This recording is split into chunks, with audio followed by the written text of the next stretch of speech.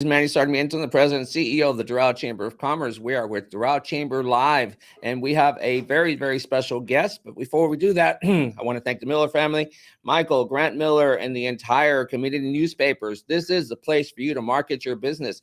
So call Michael, call Grant, or one of his salespeople. Thank you very, very much. Tommy, I don't know the new producer's name, so thank you very much. Carmen Lopez and the background and your staff. I want to thank you guys for making this possible. And so we are here. Very, very, very special guest, Freddie Ramirez, Director, Miami-Dade Police Department. Now, one of the reasons I wanted to have you here is because I grew up in Miami. It's 1972. We came to Miami. We came in 68, but we were pushed out to Chicago and Los Angeles. But in 72, we finally made our home here. And I have always seen the Miami-Dade Police Department as an excellent police force. I want to thank you. So, Freddie, welcome. Thank you again. And tell me about you. I want to know about you. This interview is about you, about the department, about the great things that you guys are doing. So please go ahead. All right. Well, good morning, Manny. Good morning, everyone. It's an honor to be here with you, and it's definitely an honor to talk about what I think is one of the top agencies in the country. That is the Miami-Dade Police Department, and to be able to work in this great community, which is Miami-Dade County. Just about me, I've been happily employed with the Miami-Dade Police Department for nearly 27 years. Wow. Yeah. So you grew up, you're like me. You grew up in this area. You saw everything happening. Right. Originally born in Elizabeth, New Jersey, but wow. But most of my life has been here in Miami-Dade County. Married my wife here, raised my 4 kids here in Miami-Dade County. My kids range in the age from 13 to 28 years old. One of them is a police officer in our department. One's in medical school, which is my daughter. One's in FIU, and my 13-year-old who's still in grade school. And that's really, there's 2 things that are the focus of my life, which is obviously my family and my Miami-Dade Police family. Those are the 2 things that mean the world to me. So you grew up here. Did you go to the dances, the Salon Azul and Casablanca and all that? No, I did not. Oh, no. You missed that part. Sorry. I grew up here. I didn't go to most of that anyway. So, but sports, we were just talking about sports beforehand, Miami High and, right. Where the Royal Palm stand proudly. I'm not going to say the alma mater right now, but Miami-Dade is an excellent place, wonderful place to live. Really enjoy it. So let's start with I saw your face almost I think you were there every single day with Surfside. I don't want to touch much upon that. That's it's a sad subject, but you were there. Tell me about how did you do that? Did you not go home for 7 days? And tell me about the feeling of being there and great people that were there and helping so many. I think that there were no individuals there that day. It was all of us together, the mayor, Mayor Cava, elected officials, our first responders, Surfside administration, volunteers, people were donating, all with one focus was to bring comfort, to rescue, to go through all the human emotions of a tragedy of that size, of that magnitude that I believe this community has never faced. And, we were there over a month, every day, focused. The biggest challenge was, and the most important thing to us outside of trying to recover victims, is the families that were there that grew and were suffering, and we went through all the emotions with them. We became one family, and every decision that was made, every statement that was made, every action that was taken was done collaboratively with the family, and always thinking about them, and only focusing on that. It was easy to see. I obviously, I didn't suffer that, but I saw that you were there. Our mayor was there every day. Mm-hmm. Even our governor was there. Yeah, the president. So it was incredible. Yes, it was incredible to see that. So it was really great that you were there. I really believe that your presence there, Miami-Dade Fire Department, the mayor's office, the governor's office. You said I know our president was there. Hopefully that gave some comfort to our people. So I want to thank you, because I know you worked hard. I see you everywhere. like I said, I grew up in Miami. I really want to thank you from the bottom of my heart. And I think everybody has that same feeling that, Miami-Dade Police Department is an awesome department. And I want to thank you. So tell me about your position. 'Cause it's kind of, we typically see the chief, and right now we're seeing a chief too often in the news, but what is a director versus a chief of police? Or explain your position and what you do, Well, please. the evolution of the director term in the 60s, this was a sheriff's office. It was I believe it was like the public safety department, which is a sheriff's department. And due to issues that were going on at the time, they abolished the sheriff position, and my position became an appointed director position, which is similar to a police chief. You are the head of the agency. You oversee, the operations. You function as a police chief. It's just called a director. Like the other department heads in our county government are called directors. So you're the main man, right? I'm You're the main accountable. person. I'm the one that's accountable. There's no for chief everything. above you. I report to Chief J.D. Patterson, who oversees the public safety sector of the mayor's portfolio, which is fire, police, the medical examiner's office. And, and he was our former director as well, which is a great thing because he understands, the department and how it's evolved through the years. So that's really extremely helpful, and it makes us all one family. And, but I am accountable for the men and women, both sworn and not sworn, that are working out there each and every day. And I'm accountable for the safety and protection of this great community. Well, once again, I want to thank you. Thank you for the work you do. So is your office in Doral? Yes, it is. All The right. headquarters. Yes. City of Doral. Okay. The Awesome. Fred Taylor Building, All former right. director. I love it. I love it. Love it. Love it. So tell me, what are the biggest challenges you believe are facing Miami-Dade County? Well, we all have challenges, but before we go into that, I want to say how special Miami-Dade is. If you look around the country and all those challenges that are going on, and it's just consuming those communities, dividing law enforcement and the community and government, and lack of trust. I firmly believe, and I was just at a major city chiefs event. When you hear the stories from the other chiefs like LAPD and all the ones that talk about their environments, how blessed we are to be here in Miami-Dade County, how we handle situations together, like Surfside, or our biggest challenge right now, which is obviously gun violence and protecting our youth and keeping them out of violence. I think that when these issues pop up, these challenges, we don't just handle it as a police department, we handle it together as one. And you saw Mayor Cava with a peace and prosperity plan and Operation Summer Heat. That was a branch of that. Yeah, I'm going to ask you a little bit more about that. That's how we're dealing with the challenges of today. But the beauty is, the challenges of this community is gun violence and, typical issues in society, are handled together as one, as a living room, like we are right now. I think one of the things is that we're blessed with is the people that have taken these positions like yours. I think our mayor is excellent. Yes. Okay. So I think she's doing an excellent job. I don't play politics that way. I don't care if you're Democrat, Republican. I don't care about that. You're doing a great job. You're doing a great job. Ms. Cava's done a great job. We've been blessed with many great people. I mean, in our district, we have Jose Pepe Diaz. He's done a tremendous job for our district. He's done a tremendous job for police. Yes. Supporting the police departments and other departments, veterans. I'm sure he's going to be surprised. I'm saying great things about him, but I love Pepe Diaz. That's because he's one of these people who's always done a great job for our community. And we're going to lose him now. So because he's tenured out, or I don't forget what you call it, but we've been blessed with great people. Yes. From Miami-Dade County PD to the fire department. It's our Miami-Dade Fire Department is awesome. Our mayor. So you talked about challenges. So like gun violence, that's one of the things. To me, I want to confess something. I went to see Dear Evan Hansen, and I cried. I cried because I have a 26-year-old daughter. She went through some things, bullying and stuff in school, and that was not during the age that we're in now. With Instagram, TikTok, Facebook, cyberbullying, gun violence, and things like that. Lockdowns of the schools. So I tried thinking about what our teens are going through. I know we can't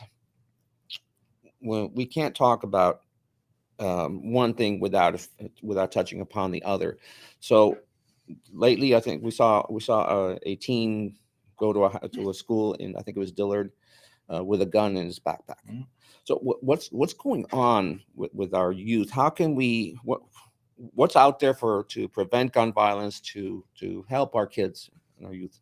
Well, we talk about what's going on with our youth, and it's a national issue. Coming out of the pandemic, most of our youth were not going to school. They weren't, meeting with friends. They were linked into social media, the internet.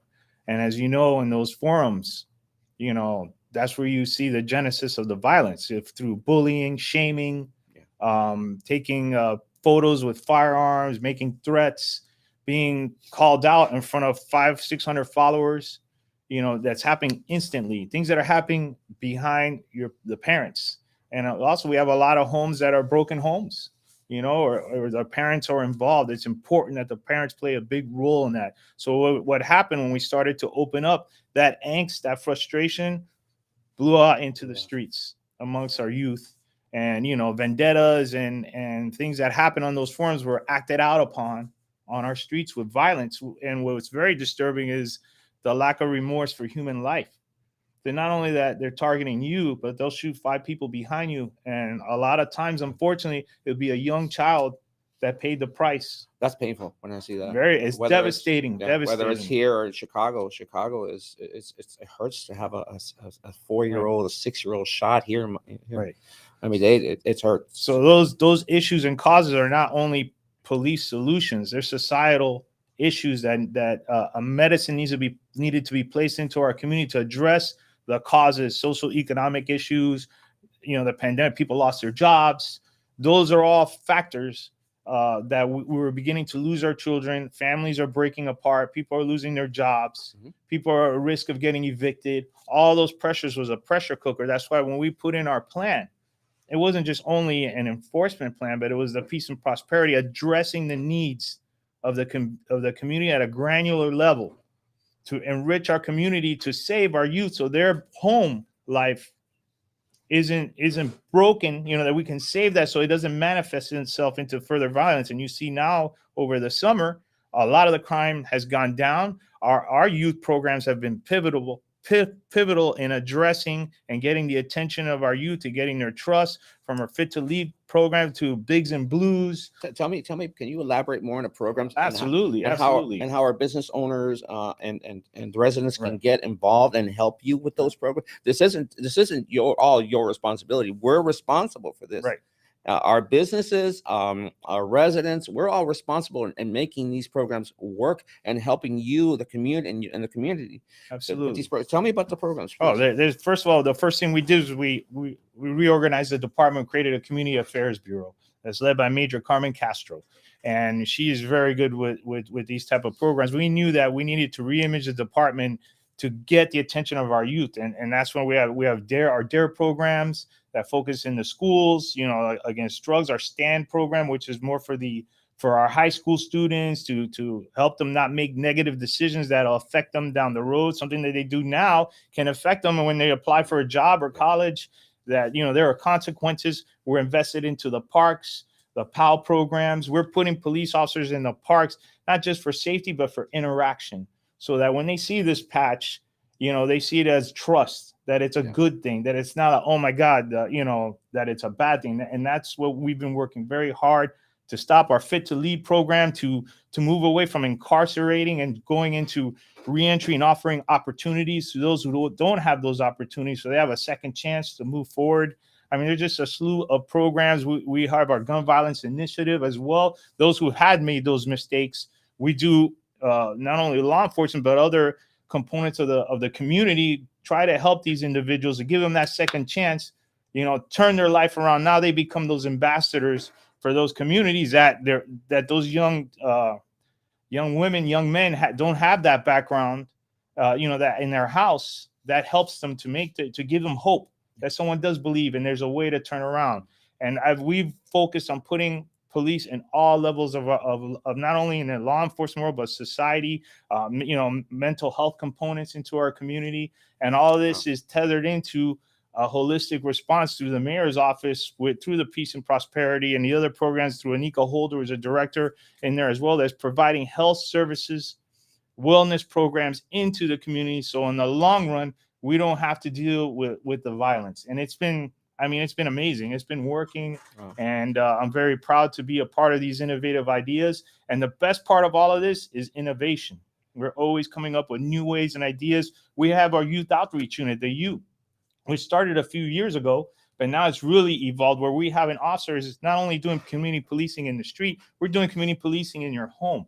That officer has a relationship with that youth, and it becomes that brother or sister to him. Wow, I love that. Homework, if it's a homework issue, issues at home, issues at school, how to overcome obstacles. We take them if there's some youth that have never even been to the beach. We take them to the beach. We take them to an art gallery. We have vans. We invest in them. That's the U program? Yes. And what we do is we fill those gaps. And if we don't do it, we're going to lose them. Wow. So we need to, if anything, we need to get the information on those programs. I don't see that. I didn't know about that. Yes. Oh yeah. No, it's been out there. We put it out in the past, and what for us, it's not just so much getting out, it's the result. Because you got to have a nice shiny toy and say, oh, we came up with this, but does it do anything? Well, this one, it's doing. And what's great is the evolution. We partner with FIU. So they check the results.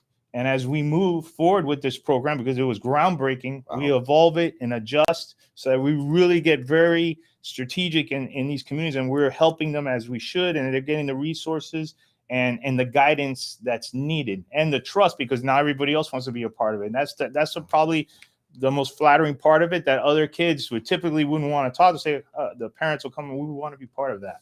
Wow. That's great. I love it. Look, I want to offer my services. We have a database of over 40,000 emails, 52 social media points, anything. Please make sure your community relations people reach out to us. There's other chambers that are very interested in helping the community. It's like Miami Beach, Coral Gables, Chamber South. We have some great organizations here, some great chambers here. Please, I want to offer my services. I believe, some of the older programs like Big Brothers, Big Sisters, I think that program needs to grow. Well, yeah, we're a big part of that program. That program needs to grow. Yep. One of the things I've always said was, the kids programs for sports. Right, PAL programs, right? PAL. Yes. What's the other one? Alex Rodriguez put a lot of money into it down in the Shenandoah area. Right. He put a lot of money into it. Now I forget the name. But for sports, we need more mentors. Yes. I want the NBA players, Major League Baseball players, and all these other sports people who actually reach our kids to have a more positive message for them, to get more involved in our community. I really want to see that. If I could piggyback on what you're saying, we just partnered with the Miami Heat right now. They came to us to build that bond with our youth, with their product that they present. The Miami Heat plays a pivotal part in our community. And they've reached out to us, and we're building a great relationship to really with the goal of showing us united and reaching that audience, which is our youth. We all want the same thing. We want to make Miami-Dade shine. We want our youth to be the next generation, the next leaders. Like, how you said, oh, we got great people here in our government. Guess what? We're all from here. We're all from the great people that live in this community, and we have to build that next bench. And it takes all of us to do that. And like you said, the private sector is a pivotal part as well, because those are the ones that are going to carry the torch later on. And that, we talk about investments. We invest in our community and get that great return where you don't see the violence and the suffering that you're seeing around the country. I think it's quite simple. I'm not a psychologist. I'm not a police officer, but I think it's quite simple. You give kids too much time. Yes. Too much freedom. Yeah. There's trouble, and communication. One of the things I always did with my daughter is, let's talk about this. Why are you doing this? What's your train of thought? You can talk to me.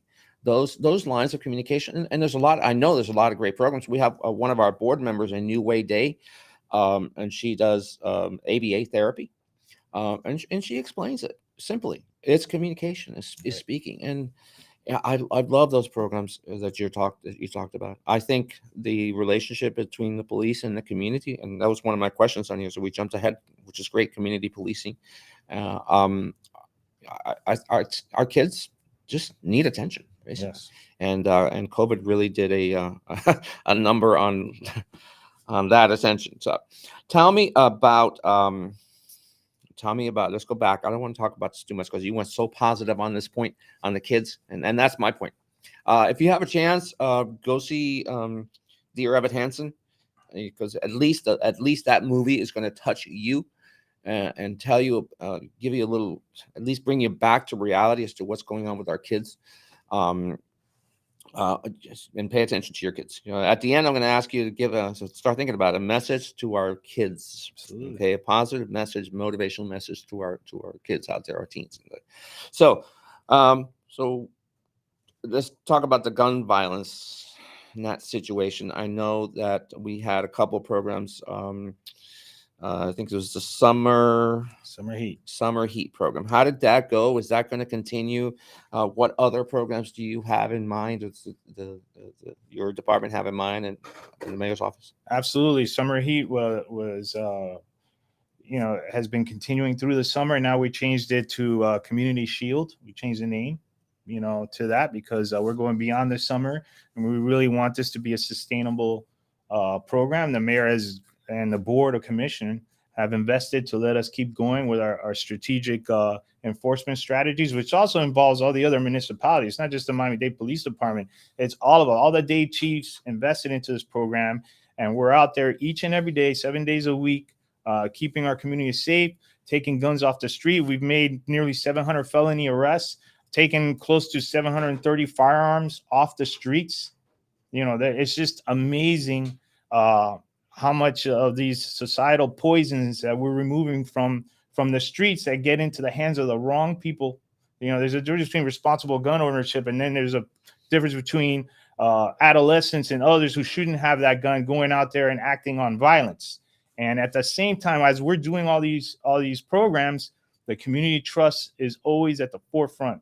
And that's why I give a shout out to Shirley Plankton of the Community Relations Board, Leroy Jones, Tangela Sears, Romania Dukes, all these community leaders, Terry Elliott on the city side. These are all community leaders, stakeholders that we communicate each and every day to get the pulse of the community to ensure that we're focusing on what we need to focus on. Our goal is not to have a dragnet and arrest everybody. So you'll have 100 murders, we made 5,000 arrests. No, that's not the goal. The goal is to watch those murders and shooting numbers go down. Those that don't want to participate lawfully in this society, the ones that don't want to conform, that don't care about their own lives or your life or children's life, they go to jail. And it gives an opportunity for our youth, which is our number one goal, to be able to attain their goals and dreams, no matter what part of this community you live, no matter who you are, where you come from. Everybody deserves a chance. And those men and women are out there in blue and brown, putting their lives on the line each and every night, quietly keeping this community safe. You gave me goosebumps. That's some great stuff. So to end on gun violence, the gun bounty program, is that still on? How does it work? If you have a gun you want to return, where do you take it? Absolutely. Well, the gun bounty program is still here. It's been around since 2007. What I could tell you about that's a tool for the community to anonymously play a part in getting illegal guns off the street.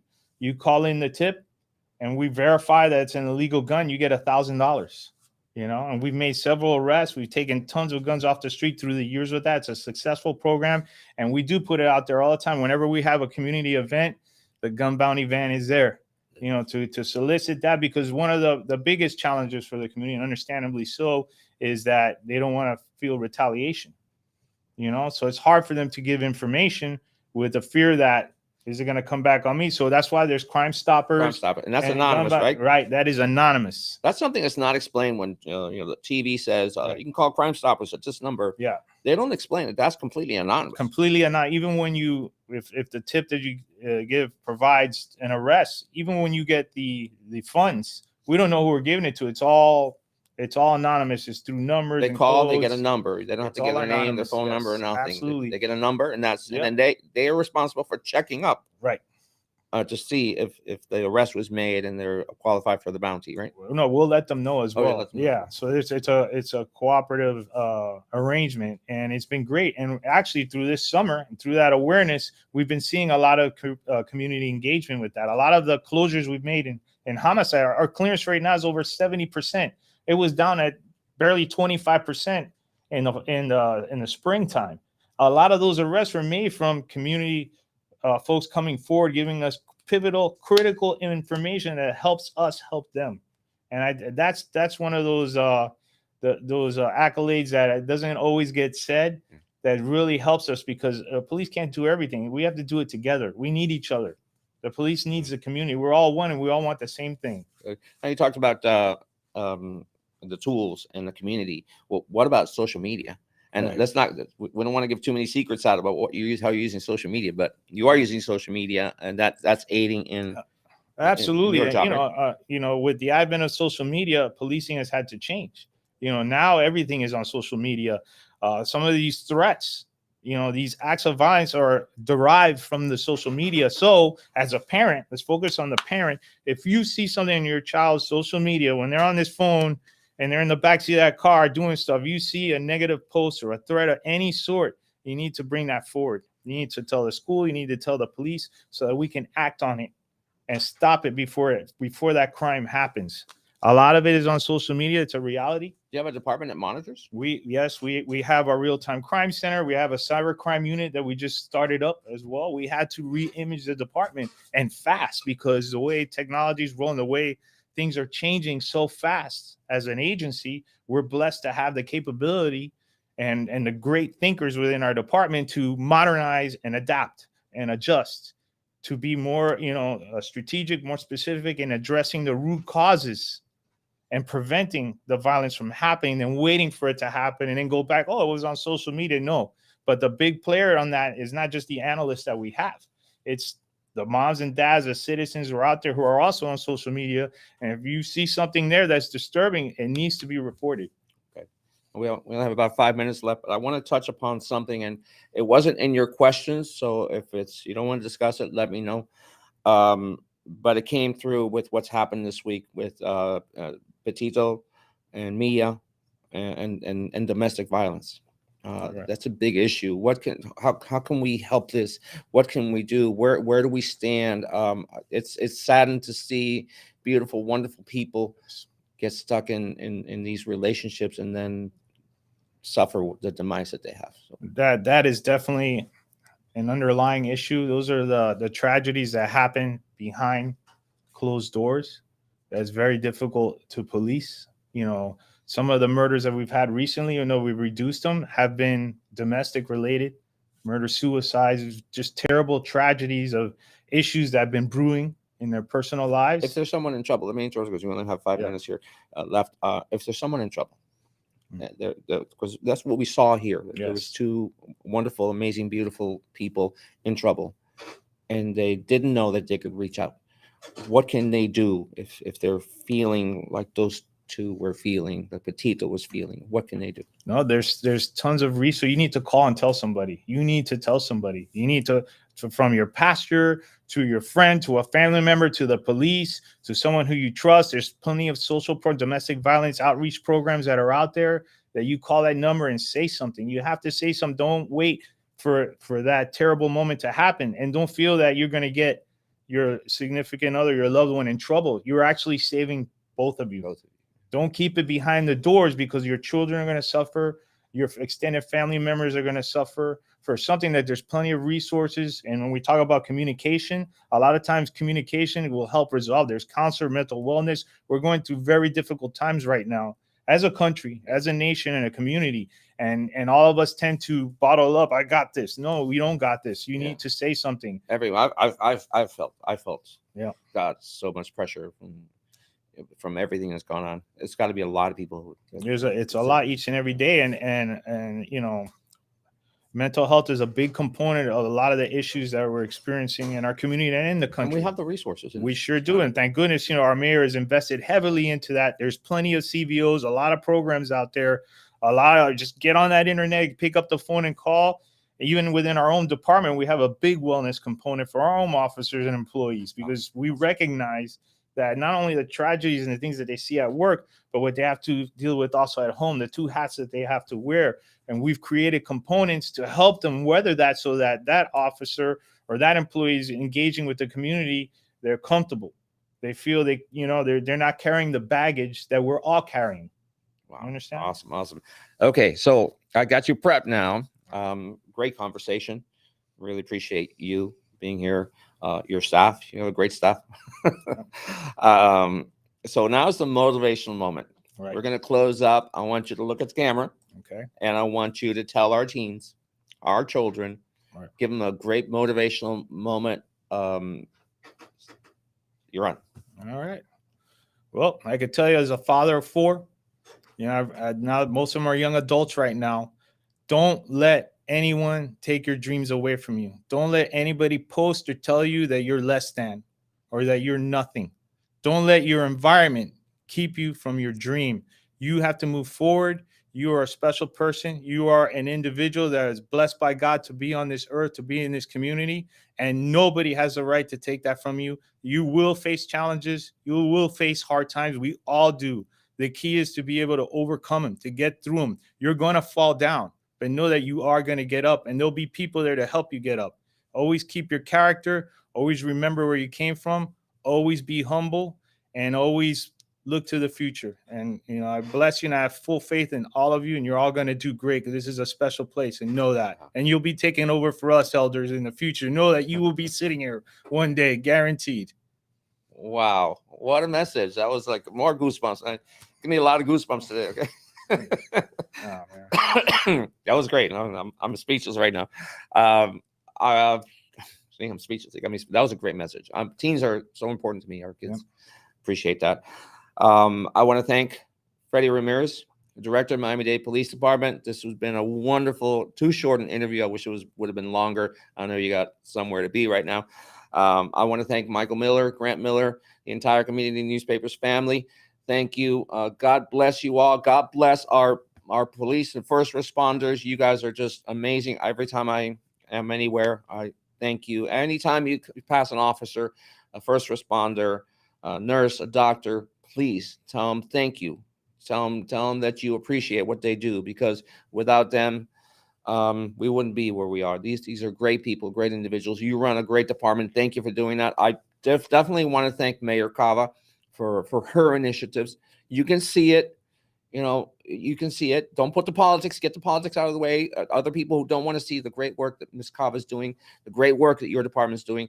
God bless you all. Have an amazing weekend, and thank you very, very much, Freddie Ramirez, Director of Miami-Dade Police Department. Thank you, Manny. It's been an honor, and it's a blessing to work with such great people, and to be able to talk to you and to say the great work that they're doing. Thank you so much, sir. Thank you. Appreciate that. All right.